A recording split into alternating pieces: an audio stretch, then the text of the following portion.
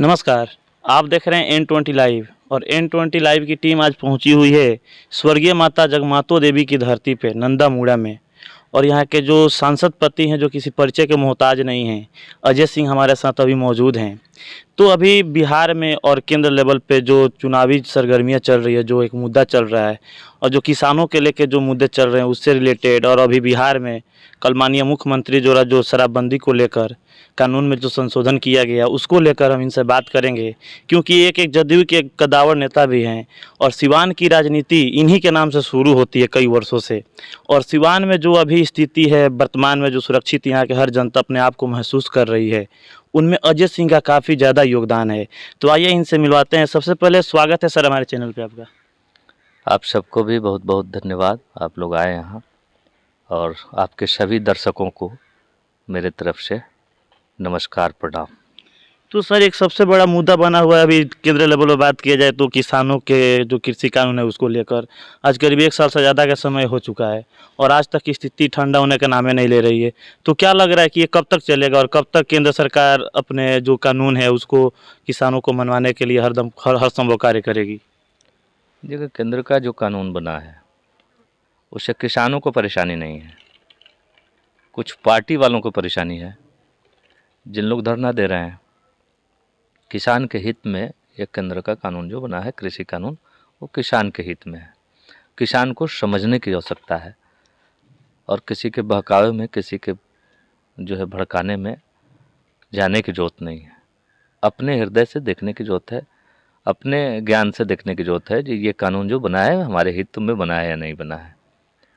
ये लोग धरना जो दे रहे हैं वो किसान नहीं है, वो तो बड़े बड़े पूंजीपति हैं और विरोधियों के इशारे पर, विरोधियों के खर्चा से धरना कर रहे हैं। और सभी जनता, आम जनता जान रही है, देश की जनता परेशान है इन लोगों के धरना से। कितने दिनों से रोड जाम करके रखे हैं, NH जबरदस्ती जाम करके रखे हुए हैं। ग्रैंड रोड पर, बीच रोड में ये लोग अपना कैंप गिराए हुए हैं। इससे जनता परेशान हो रही है, किसान भी परेशान हो रहे हैं। तो ये सब किसान और भारत की जनता जान रही है कि ये लोग करा कौन रहे हैं। ये लोग की जो साजिश है, विपक्ष की साजिश है, जो इस तरह के कार्य हो रहा है। तो जैसा कि आप लोग NDA का एक पार्ट हैं और अभी अगले साल चुनाव होने वाले हैं यूपी में, तो हो सकता है कहीं इसका असर कहीं बीजेपी को कहीं उठाना नहीं पड़े, इसका नुकसान उठाना नहीं पड़े। कुछ नहीं, बिहार की जनता और देश की जनता जानती है जो किसान को थोड़े से गुमराह करने से देश हित नहीं होने वाला है। देश के लिए कार्य कौन कर रहा है, देश की रक्षा और सुरक्षा के लिए कार्य कौन कर रहा है, देश की संस्कृति को रक्षित कौन कर रहा है, सुरक्षित कौन कर रहा है, ये देश की जनता जानती है। उत्तर प्रदेश की जनता तो, उत्तर प्रदेश की धरती आध्यात्मिक धरती है, सांस्कृतिक धरती है। वहाँ के लोग आध्यात्मिक होते हैं और इस देश की अस्मिता सनातन धर्म हिंदू संस्कृति से है। तो सनातन धर्म हिंदू संस्कृति की रक्षा कौन कर रहा है, देश को समृद्ध कौन कर रहा है, और उत्तर प्रदेश में जो गुंडाई चल रही थी उसको किसने समाप्त किया, उत्तर प्रदेश के विकास के पथ पर किसने लाया, ये सब जनता जानती है। उन लोगों के बहलावे फुसलावे में, बिरयानी और मुर्गा खाने वालों के बहलावे फुसलावे में जनता आने वाली नहीं है। मुट्ठी भर कुछ लोग आ सकते हैं और मास जनता नहीं आने वाली है। तो जो अभी बिहार की स्थिति है, अभी करीब 5 से 6 साल का समय बीत चुका है शराबबंदी को लागू हुए, लेकिन विपक्षियों का कहना है कि अभी तक पूर्ण रूप से शराबबंदी हुआ नहीं बिहार में। हालांकि उस समय जो अभी विपक्षी हैं उन लोग का गठबंधन का सरकार था आप लोग का और उन लोग का, तो उन लोग का भी योगदान था शराबबंदी में। लेकिन अभी उन लोग का कटाक्ष है बिहार सरकार पे कि शराबबंदी लागू नहीं हुआ, न कभी होगा। और कल ही माननीय मुख्यमंत्री द्वारा कुछ संशोधन किए गए और जो थाना के जो चौकीदार होते हैं उनके तहत इसमें कुछ सुधार करने का ऐसा कोई नियम बनाया गया है, उसको लेकर थोड़ा आप जनता से क्या समझाइए उसको। माननीय मुख्यमंत्री बिहार की सोच है कि बिहार की प्रतिष्ठा, बिहार का मान सम्मान ऊंचाइयों तक जाए। उसी के तहत बिहार के यशस्वी मुख्यमंत्री श्री नीतीश कुमार जी ने दारूबंदी का कानून लाया, दहेज प्रथा को मिटाने के लिए कानून लाया, बाल विवाह को रोकने के लिए कानून लाया, शराबबंदी का कानून लाया। सामाजिक रूप से जो कुरीतियाँ मिटाई जाती है उसके लिए भी कानून ला करके बिहार के यशस्वी मुख्यमंत्री जी ने ये सब बंद करने के लिए प्रयास किया। इसमें पूरी जनता को सहयोग करने की जरूरत है, क्योंकि कोई भी कानून बनता है और उसका सहयोग जनता नहीं करती है तो कानून फेल हो जाता है। कानून बनाने वाला आपके लिए कानून बना रहा है, आपके मान सम्मान के लिए, आपके प्रतिष्ठा के लिए, बिहार के गौरव को और आगे बढ़ाने के लिए ये कानून बना है। तो उस कानून को मानना भी चाहिए, क्योंकि इस देश में जहर भी बिकता है। सही बात। तो जहर पीने वाले अगर लुक छुप करके पी लेते हैं तो मरेंगे वहीं, नुकसान उन्हीं को होगी, लेकिन प्रतिष्ठा तो जाएगी कि जहर खा करके लोग मर गए। उसी तरह जहर ये है, दारू भी एक पॉइजन है, उसको आप पीते हैं, कानून बन गया है कि पीने पर अपराध है, दंडित किया जाएगा, उसके अनुसार छोटा कानून बना है, तो आप पीते हैं तो मरेंगे आप, लेकिन प्रतिष्ठा तो बिहार को जाती है कि बिहार की प्रतिष्ठा धूमिल होती है कि भाई बिहार के लोग दारू पी करके मर गए। शराबबंदी भी है, कानून भी है, उसके बाद भी पी करके लोग मर जाता है। 302 मर्डर केस का कानून है कि जो मारेगा वो फांसी चढ़ेगा या उसकी सजा होगी, उसके बावजूद भी लोग मारते हैं। तो मारते हैं तो फिर कानून काम करता है। लेकिन इसको मानने की जरूरत है कि मरने के बाद, किसी के मारने के बाद 302 का कानून लगेगा, दारू पीने के बाद ये जो है एक्ट लगेगा, उसके तहत सजा होगी, जहर पीने खाने के बाद एक्ट लगेगा, सजा होगी। ये सारे कानून बना हुआ है, लेकिन इस जनता को मानने की जरूरत है। जनता जब मान जाएंगी तो निश्चित रूप से इस पर अंकुश लगेगा और हमारे बिहार का प्रतिष्ठा बढ़ेगा और बिहार का और गौरव जो है आसमान छुएगा। तो जैसा कि सर अभी हम लोग जिस धरती पे मौजूद हैं, ये काफ़ी तपस्या और त्याग की धरती है, स्वर्गीय माता जगमातो देवी की धरती। तो इसके बारे में कुछ हमारे चैनल के माध्यम से बताइए, कितना संघर्ष करके यहाँ तक आपका सफ़र पहुँचा हुआ है, क्योंकि सिवान की जो राजनीति है वो आप ही के नाम से शुरू होती है, और 2004 के जो दशक से उस समय कोई इकलौता कोई टक्कर देने वाला कोई चेहरा था तो अजय सिंह का चेहरा था। तो क्या लग रहा है वहाँ से और यहाँ तक का सफ़र में कितना संघर्ष करना पड़ा आपको? देखिए, कोई भी नेक कार्य करने के लिए संघर्ष करना पड़ता है। एक छोटी सी कानून, दारूबंदी के कानून लागू है, एक पार्ट है बिहार को सुधारने, बिहार के प्रतिष्ठा को बढ़ाने के लिए ये कानून लागू किया गया है। कितना संघर्ष करना पड़ता है, कितनी बदनामी झेलनी पड़ रही है, तरह तरह के लोग हथकंडा भी अपनाते हैं, बाहर से ला करके दारू पिलवा देते हैं, देसी दारू और जो है जहरीली दारू पिला करके मार देते हैं, और मार करके हमारे बिहार के लोगों का प्रतिष्ठा ले रहे हैं, बिहार के सरकार की प्रतिष्ठा लेना चाहते हैं। हम लोग समझते हैं कि बिहार के प्रतिष्ठा को धूमिल करना कुछ लोगों का काम है, जैसे विपक्ष का काम है। दारू आप ही ला लेते हैं, छुपा कर लाते हैं, पिला देते हैं, वोट के लिए पिला देते हैं, और पिला करके लोग को मार देते हैं, और मार करके बदनामी सरकार का कराते हैं। तो जनता समझ रही है कि आपका काम है सिर्फ बदनाम कराना। लेकिन अब रही बात जो यहाँ के संघर्ष की बात है, तो देखिए, हम लोग नेतागिरी करने नहीं आए थे। हम लोग सिवान में जो बीमारी थी, सिवान में जो परेशानी थी जनता को, उसका निदान करने के लिए एक आवाज़ बुलंद किया था। छोटी सी आवाज़ बुलंद की थी, हम लोगों ने आवाज़ दिया था। उस आवाज़ से उन पीड़ितों की आवाज़ मिलने लगी। जो लोग त्रस्त थे, यहाँ के शासन व्यवस्था से त्रस्त थे, यहाँ के कानून, यहाँ के राज सत्ता के लोगों से परेशान थे, वो लोग हम लोग के साथ आवाज़ से आवाज़ मिलाना शुरू किए, और आवाज़ से आवाज़ मिलाना शुरू किए। एक जमात बनी गई, एक बड़ी सी जमात खड़ी हो गई हम लोगों के साथ, और धीरे धीरे पहले रघुनाथपुर लोगों ने फतह किया। रघुनाथपुर की जनता ने सिवान के और बिहार के परिस्थितियों से त्रस्त थी। बिहार के कानून और बिहार के उस वर्तमान सत्ता से लोग परेशान थे। परेशान तो पूरे बिहार के लोग थे, परेशान तो पूरे सिवान के लोग थे, लेकिन और लोगों में ये दम नहीं थी। लेकिन रघुनाथपुर विधानसभा क्षेत्र के लोगों ने, पूर्व जो रघुनाथपुर था पहले का, वहाँ के लोगों ने हिम्मत जुटाया और आवाज़ दिया, आवाज़ बुलंद भी किया, और वहाँ सफलता भी मिली। और उस सफलता को हम लोगों ने और सजाया और संवारा, ले जा कर के उस वोट को एनडीए के झोली में दिया, जबकि एनडीए के पास बहुमत नहीं थी उस समय।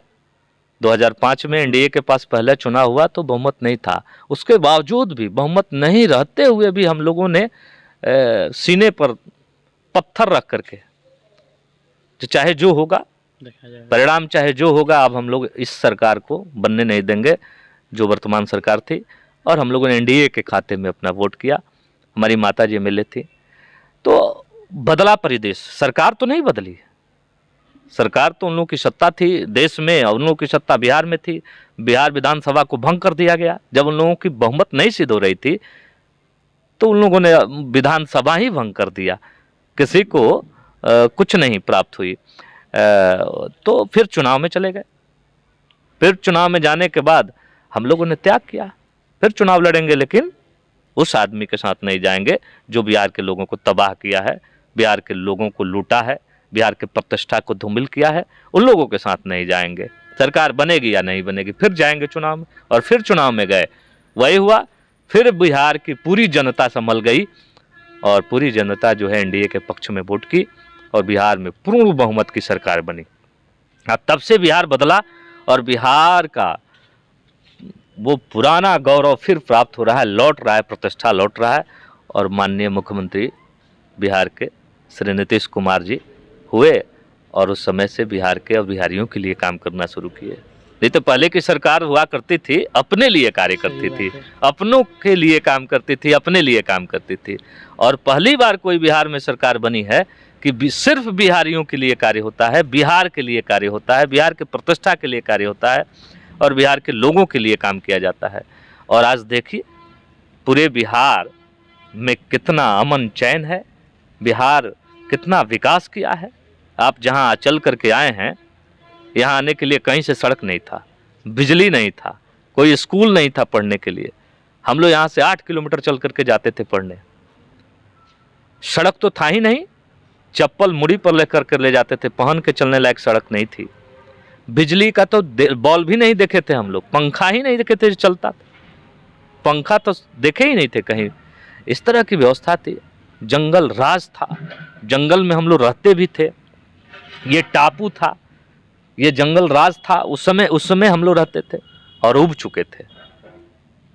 और आज देखिए सुरक्षित महसूस कर रहे हैं और आज खुल के बोल रहे हैं कि आज हम सिवान के निवासी हैं, हम उस बिहार के निवासी हैं जो एक विकास के गति पे जा रहा है, जो एक विकास के पथ पे जा रहा है।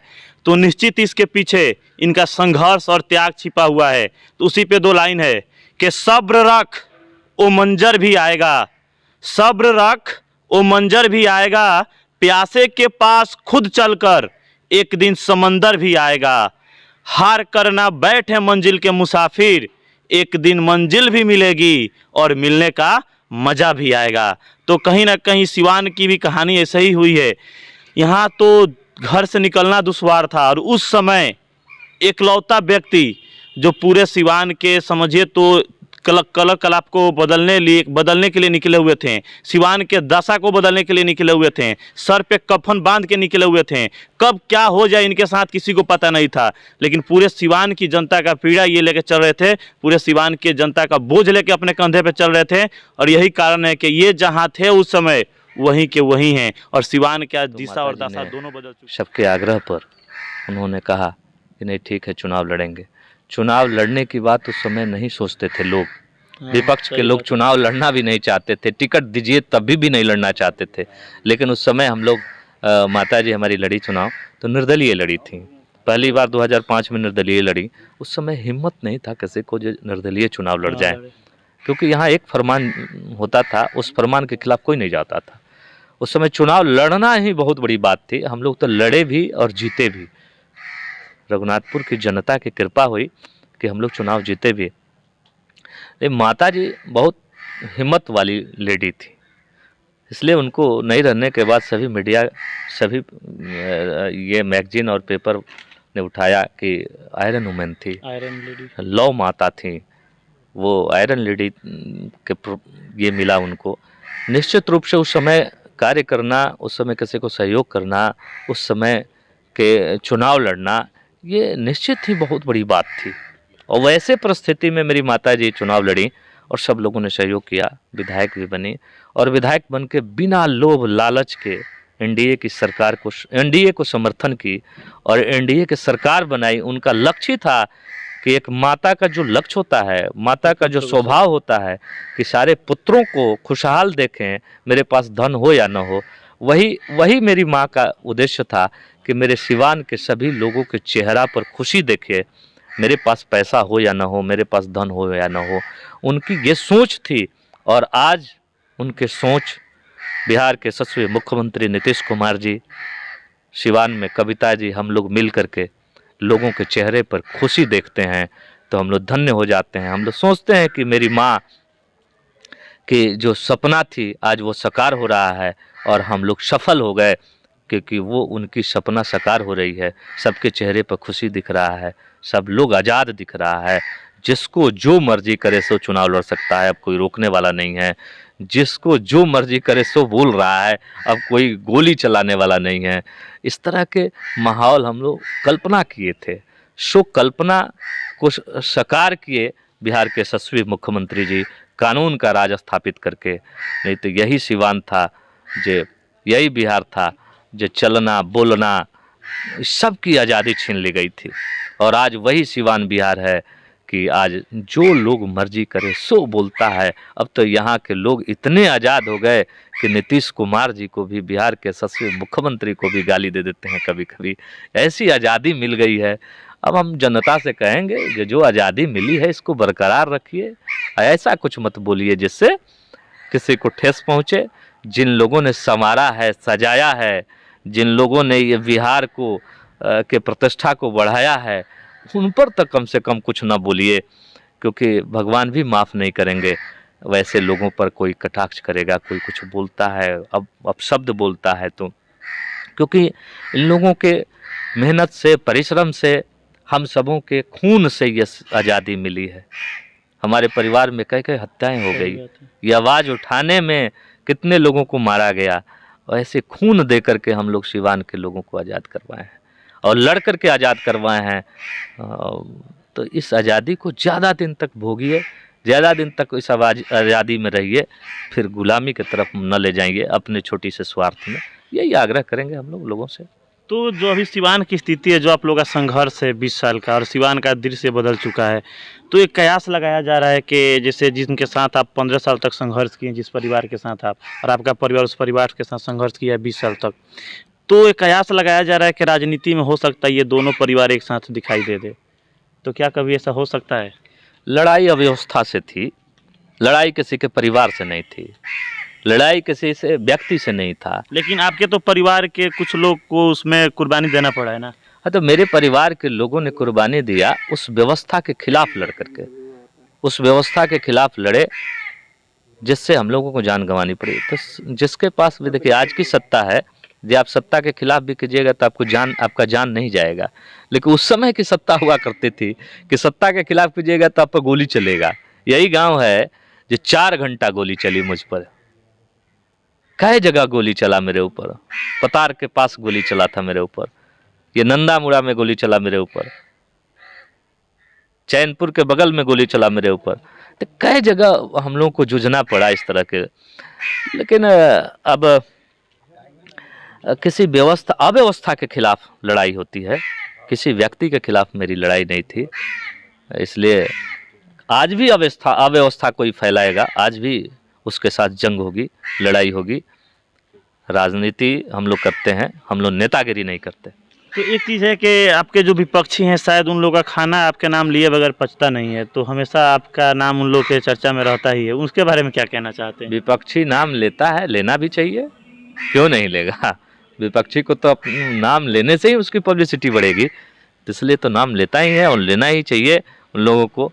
लेकिन हम लोग अपने स्टैंडर्ड के लोगों से बात करते हैं, उन पर बात करते हैं। जो लोग समाज में गिर चुके हैं उनका तो नाम भी लेना नहीं चाहते, उनकी चर्चा भी नहीं करनी चाहिए। और लोगों को भी मैं कहूँगा जो वैसे लोगों की चर्चा भी नहीं होनी चाहिए जिनका कोई स्टैंडर्ड नहीं है, न बात करने का स्टैंडर्ड है, न समाज में अपनी बात रखने का स्टैंडर्ड है। उन लोगों की चर्चा भी नहीं करनी चाहिए, किसी भी व्यक्ति को चर्चा। मैं अपने लोगों से भी कहूँगा जो वैसे लोगों की तो चर्चा भी नहीं कीजिए, क्योंकि वो पब्लिसिटी के लिए ऐसे लोग करते हैं।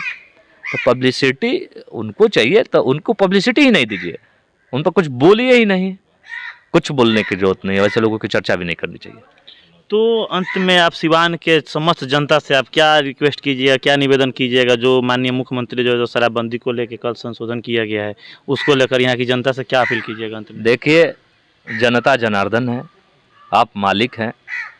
आप सिवान के सभी जनता, पूरे बिहार की जनता से मेरा निवेदन है कि बिहार के यशस्वी मुख्यमंत्री जी नीतीश कुमार जी ने जो शराबबंदी कानून लागू किया है वो आपके हित के लिए है, आपके परिवार के भविष्य के लिए है, आपके आने वाले पीढ़ी के भविष्य के उज्जवल के लिए है, आपके बिहार के और आपके परिवार की प्रतिष्ठा बढ़ाने वाला कानून है।